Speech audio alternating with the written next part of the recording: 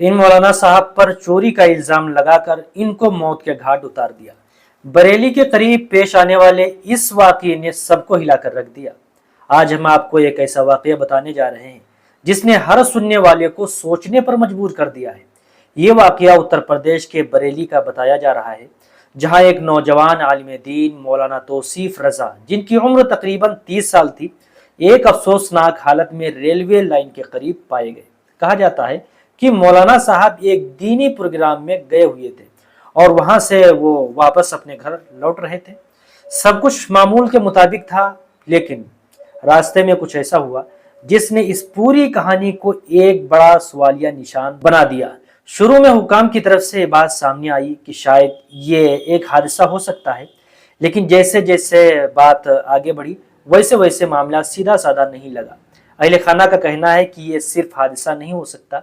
इनके मुताबिक मौलाना साहब के साथ कुछ लोगों ने ज्यादती की और उन पर चोरी का इल्जाम लगाया गया। अब यहाँ एक सवाल खुद ब खुद जहन में आता है कि क्या एक दीन से जुड़ा हुआ शख्स जो इमामत और तालीम से वाबस्ता हो, वो इस तरह की हरकत कर सकता है? अहले खाना का कहना है कि ऐसा बिल्कुल नहीं हो सकता, बल्कि उनके मुताबिक मौलाना साहब को गलत फहमी में घेर लिया गया।